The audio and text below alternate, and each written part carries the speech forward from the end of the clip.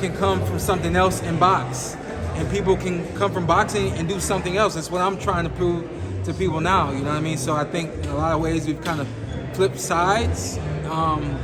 But at the end of the day, again, you know, you go back and you take a look at it as Hasim Rahman Jr. You know, so we're always going to be rooting for him. What did you make of the press conference, man? Hasim he went at him. He's playing his game, you know, that talking game. Yeah. What did you make of the press conference? I like that Hasim, he seems to be like pretty. He has his mind made up on what he wants to do. He's very definitive in terms of what he is expecting from this fight. He's expecting to be the first guy to beat Jake Paul. He's expecting, you know, this to be a real boxing match. You know, I don't think that prior to this fight, there hasn't been a true boxing match that Jake Paul has been in. And, you know, Jake is, you know, hey, if I win, you do this, you do that. Hasim's like, nah, man, that ain't where I come from. I come from, we fight, we make money, we go home. You know what I mean? So I dig that about him. He didn't let go of, I'm a fighter. You know what I mean? And that everybody else has let go of being a fighter and has come into the world of everything else. You know? How about he said it? He's a runner. He's a track star. Who said that? Hasim. Oh, he did. Yeah. Oh, I didn't watch that part. Hey, Shawn, I don't know.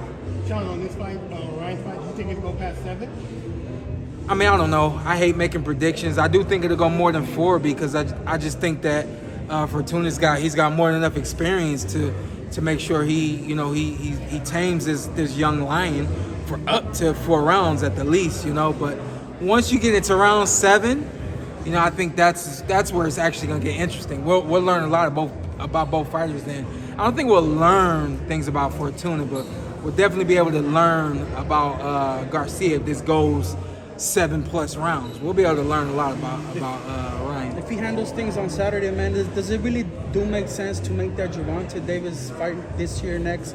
He feels that December is a good day for it. Both of the teams he claims are talking.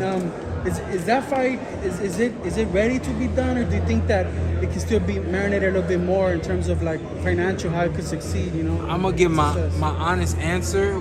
You guys have to consider who's making the call here, and this is really Ryan is the one calling out Tank, and he's the one really pushing for this fight. True. So what's early to us could be right on time for Ryan.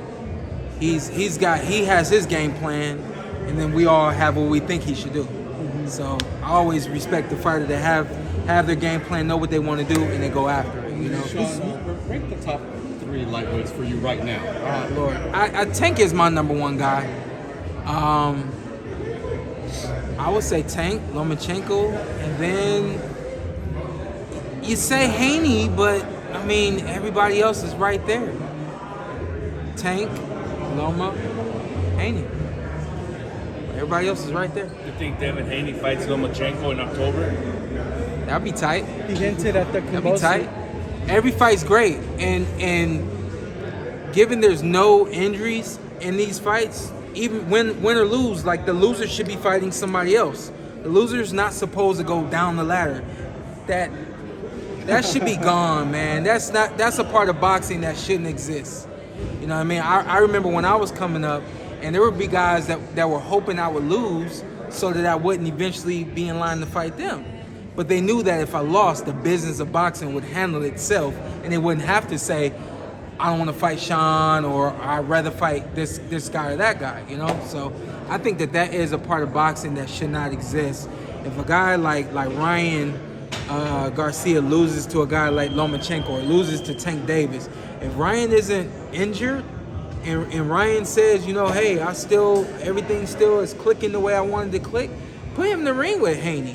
Because even though he lost to Tank, he could be Haney. You know what I mean? Like, every fight's great, and we be robbing ourselves if we say that this fight isn't worth something because we see one of the guys lose. You know what I'm saying? But there are exceptions. Loma lost to